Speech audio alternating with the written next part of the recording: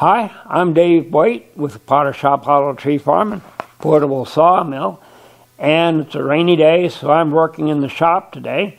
And this is kind of like part 2 of my blade care series. I've done a video on assembling and using Norwood's blade sharpener, and this is Norwood's ProSetter. If you're familiar with chainsaw sharpening, you probably know about filing down the rakers, and this is a little bit like that, because after 2 or 3 sharpenings, what you've done is you've shortened those teeth a little bit, and in this case, the bend in the tooth, or the set, is a little bit less than what it was. And what this does is to let you bend those teeth back out exactly the same as it was when you first took it out of the box new. So, speaking of having things new out of the box, here is a box with the Norwood ProSetter in it, and we're going to put it together and see how it works. Okay, so we'll start out by putting on the legs for our unit, and pretty straightforward. Thing is, you've got this end that's got the nut welded to it, and that goes towards the outside. So it's going to slide in like this. So you've got a bolt in the bottom, which is a pivot bolt. There we go. And then a bolt that goes in the front, which is a stop bolt.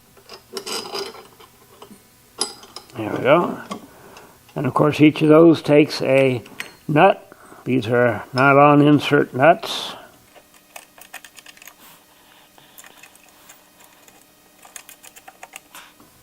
So this needs to pivot. So I'm just going to tighten it down to where there's just a little bit of resistance.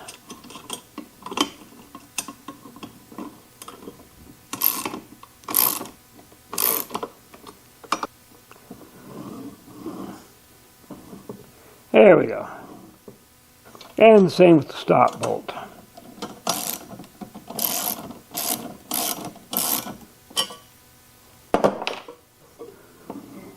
There.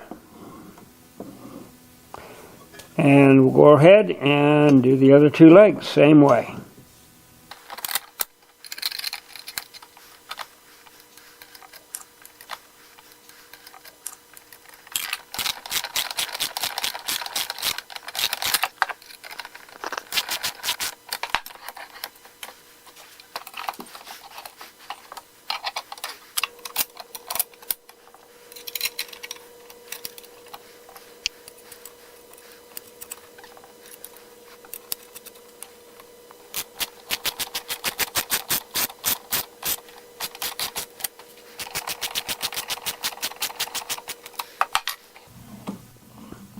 There, that's about right. And we've got our 3 leg extensions. They go in like this with the thumb screws, and we'll get them all about the same length for right now.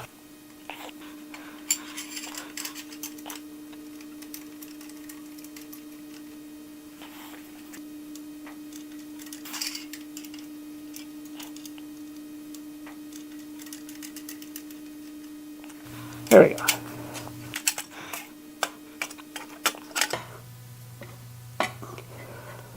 And there's our stand.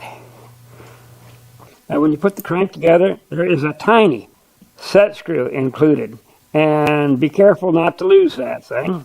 In fact, we're going to go ahead and put it in place right now just to be safe. And that's just going to go right in the side of the crank. There. Now you won't lose it, at least. And that lines up with this little divot.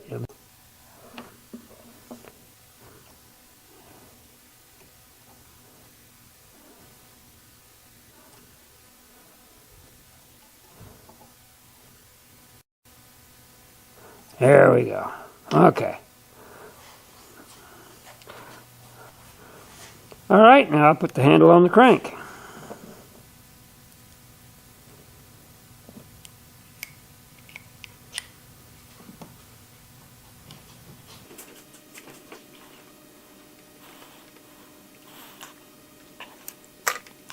And looks like stuff works. Cool. Alright, just simply set the unit in place and fold it down.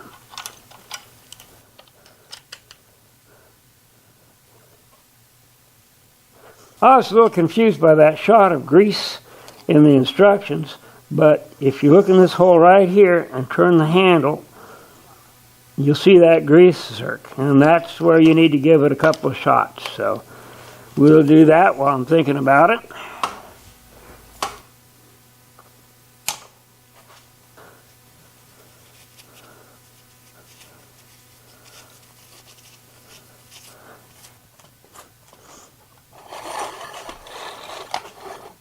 Now put the knurled knob in, as the instructions call for. And that's about halfway. Call that good. Yeah, there's a little bit of a chamfer on that plate, so you want to thread into that chamfer. And we'll do the other end next.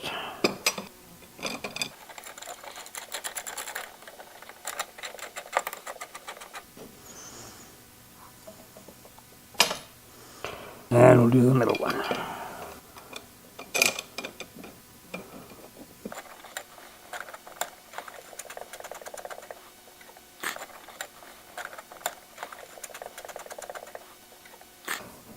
And I'm just going to go finger tight for now. Okay. Now we do the 3 blade extensions.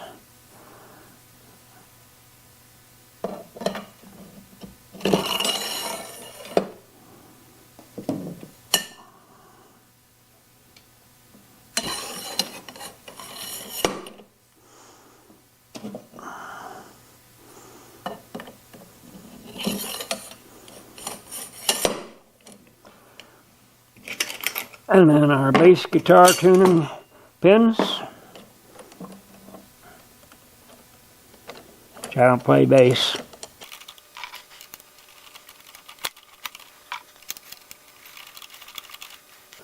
There we go. Okay, ready for the blade bumpers.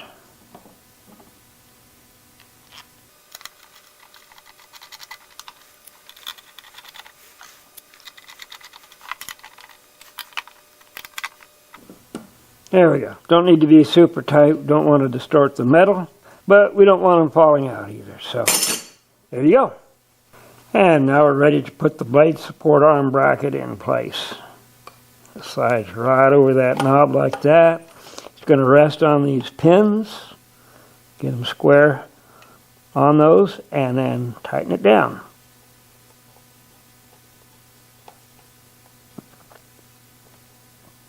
Yeah.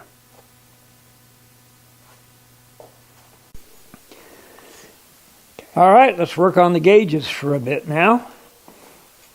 And the first thing I'm going to do is to index the gauges so that the zeros are lined up with the probes. So just back off the bezel screws, rotate the dials. Pretty close is good enough.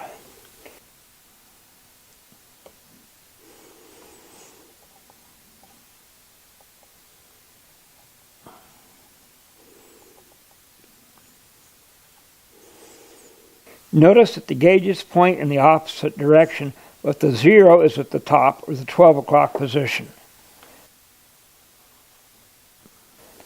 I'm putting on a little white paint at the end of this probe to make it easier to see.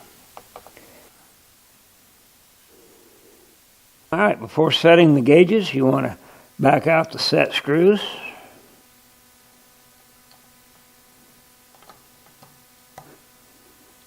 And when you push in on the probe, you can see it moves the needle, so it's working. And when you're installing it, it's a good idea to put your thumb on that top knob, and that keeps the gauge from deflecting while you put it in place. And just slide it in the housing.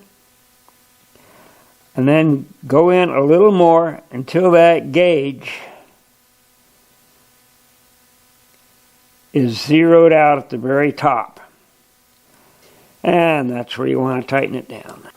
Just snug. You don't want to damage that gauge. And you want to do the same with the other gauge. So we'll slide it in the housing, zero it out,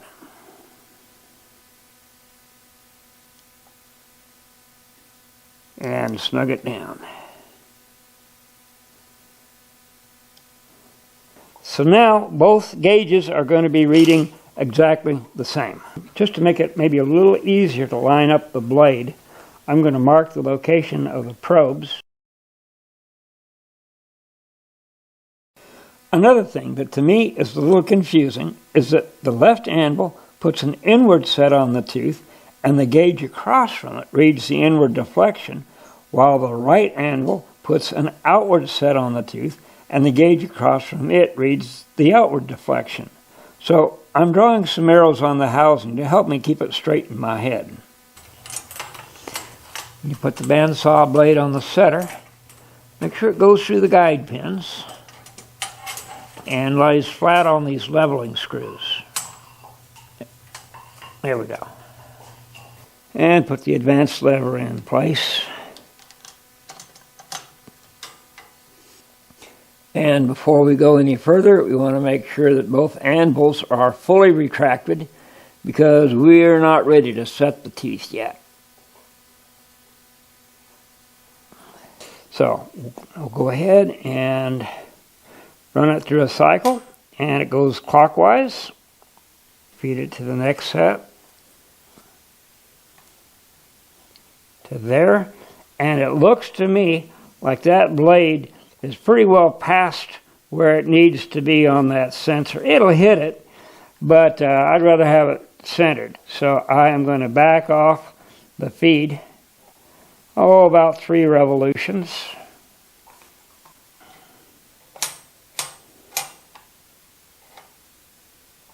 It's not that critical as long as the tip of the blade is pretty well centered on that probe. That's good enough, and I think we're about where we need to be now. And I'll remove the advanced lever to make it easier to see what we're doing here. Well, the assembly and the setup wasn't too bad, and now we're ready to put this thing to work. Okay, I've tried a couple of different ways of measuring the set of the blade, and I think I've come up with something that's very effective and not too difficult. So I took a piece of angle bracket, cut it to size, and painted it white on the surface to make it easy to see. And that just goes right back behind the blade like that. I'm starting out with a straight tooth, no set to it, because I only want the thickness of the metal itself in this measurement. So I'll clamp it in place with a pair of welder's vice grips. Grab my Harbor Freight Special micrometer and measure the total thickness of the blade plus the angle bracket. And that looks real close to 173 thousandths of an inch. Adding the desired set of 21 thousandths to the 173 thousandths for the blade and the angle bracket thickness, I came up with a target reading of the 194 thousandths. I'll give it a tolerance of plus or minus 2 thousandths, so I'm looking to set the blades to a reading between 192 thousandths and 196 thousandths. Now, your numbers might be different depending on the thickness of the angle bracket. Okay. This tooth is set outward. Always clamp the backing metal to the side of the blade away from the direction of the set. Clamp it down.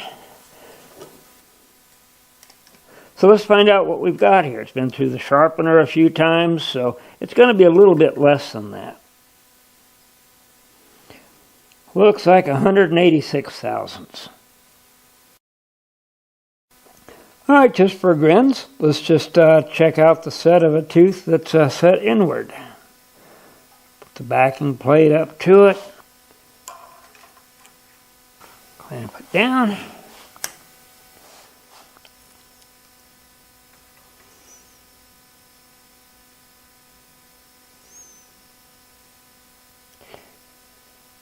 And that looks like right at 185 thousandths. So yeah, it needs to be reset.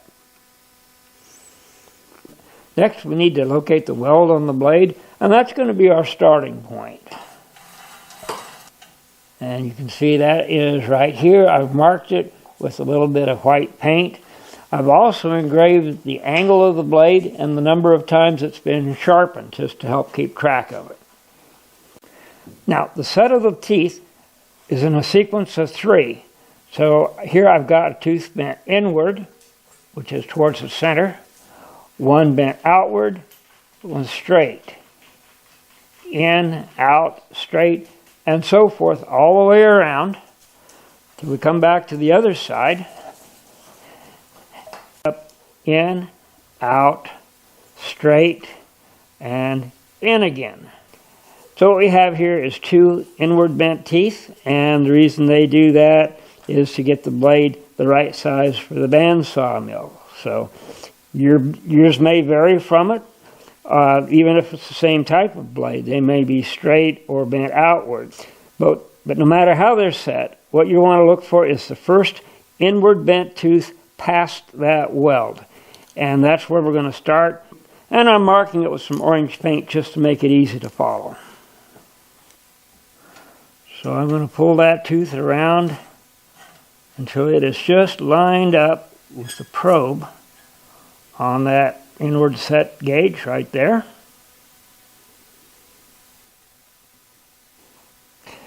And then we're going to calibrate this to 10 thousandths of an inch, and that gives us a good baseline reading.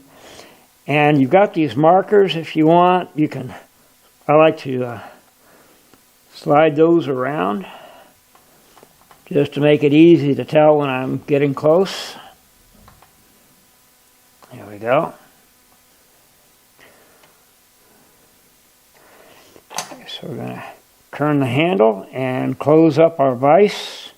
And when the handle is straight out at the 3 o'clock position, we can calibrate our gauges here. I am going to tighten it down so that both gauges read 10 thousandths of an inch deflection. And you notice when you tighten up one, it loosens the other, so you got to kind of work them back and forth a little bit. And that looks pretty good. Then I'm going to mark both adjusting knobs so I know how far I've turned them.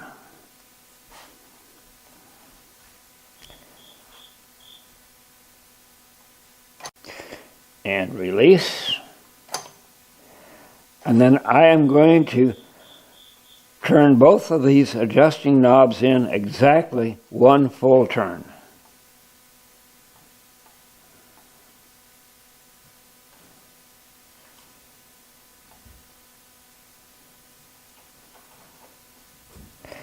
All right, finally, we're ready to set some teeth.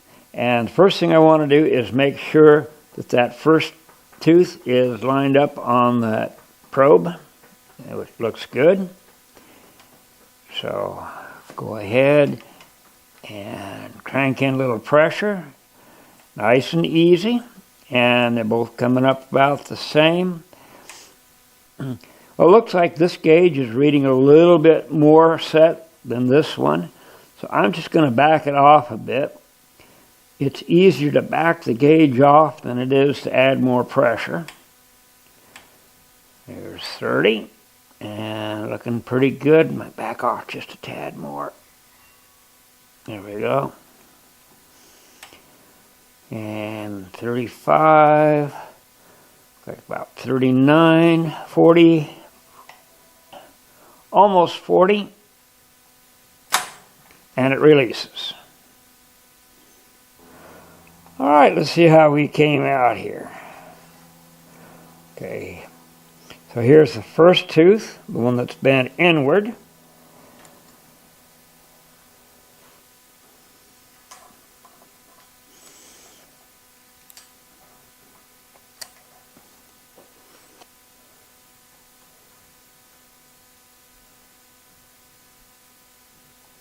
Ah, 194 thousandths, right on target.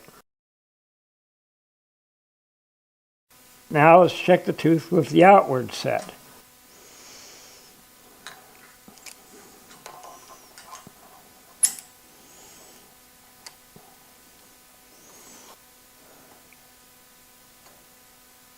$195,000. Perfect.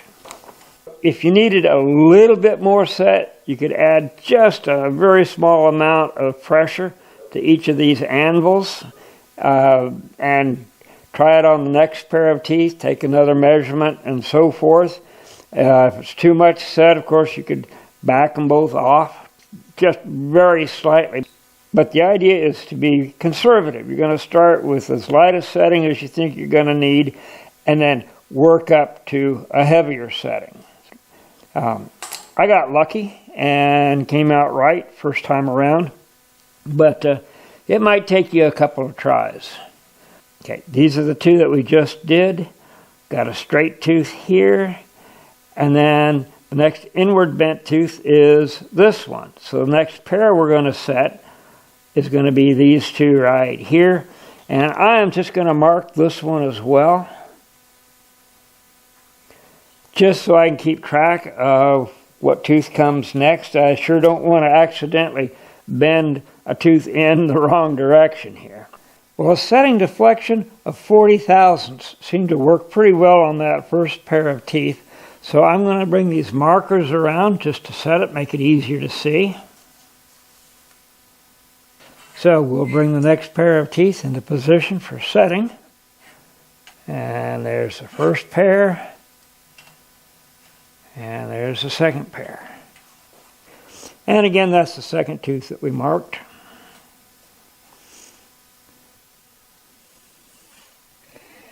Now I'm ready to put on the advancing lever.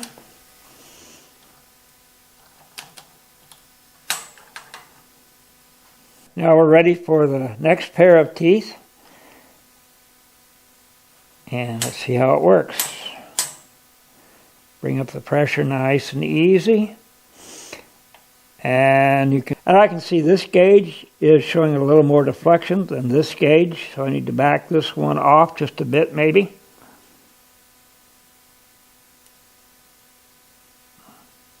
There we go. Coming up on 40. Both of them look good. It's about ready to release. Perfect. Now let's try the next pair.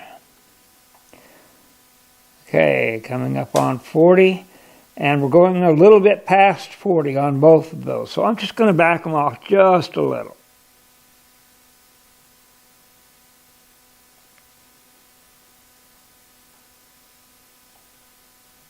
There we go.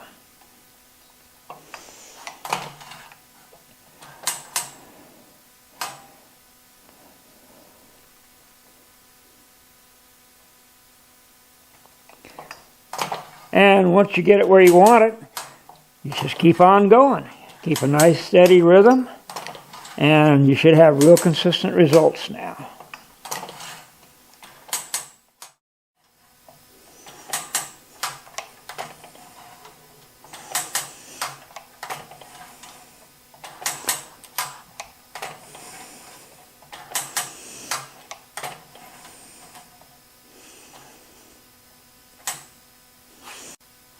All right, this brings us back to the weld. Okay, so our tooth pattern now is in, out, straight, in, and in again. So we can't reset across these two teeth, or else we're going to wind up bending this in the wrong direction, which you don't want to do. So what we have to do is look for the last out-bent tooth before the weld, which is this tooth right here. And that's the last tooth that we can bend. So just to make this one easy to spot, I'm going to mark it with a little white paint there.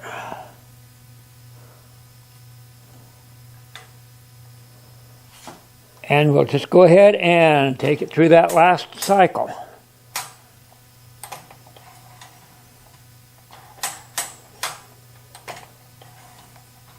And we're done. Ready to take the blade off. Put it on the sharpener, and it'll be good for another log or two. It's not likely that you're going to overbend a tooth using this technique, but I bent one out a little bit just to show you what to do in case that does happen. So clamp it down.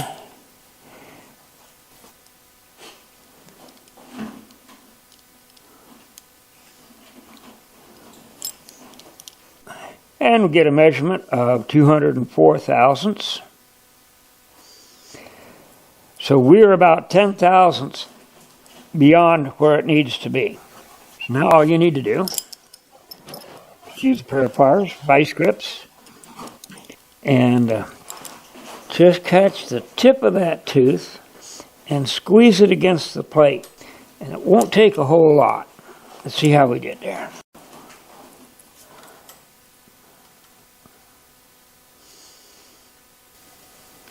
Okay, that was 198 thousandths. So we brought it in a little. We're going to squeeze it just a little bit more. Try to bring it in another 4 thousandths.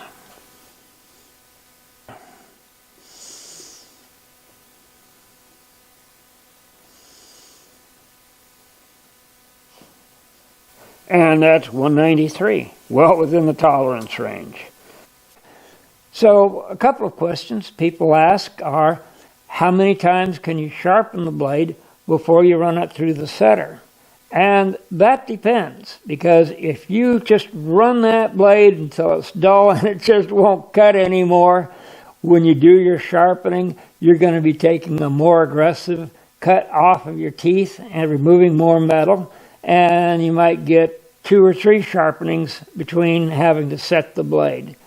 But if you do it my way, which is the right way, what you'll do is just run the blade until you notice a little bit of decrease in performance.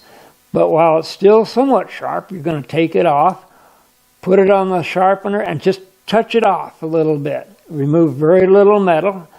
And if you do that, you probably get 4 or 5 sharpenings between having to set the blade. The other question is, do you set the blade first or do you sharpen it first? And again, I do it the right way. I set it before I run it on the sharpener. And the reason is, when you sharpen that blade, even if you're just taking off a little bit of metal and touching it up, you're going to be putting a little bit of a burr on the edge of the teeth. And that will affect your measurements when you're setting the blade. So it's better to go ahead and set the blade first, get everything right, and then run it through the sharpener.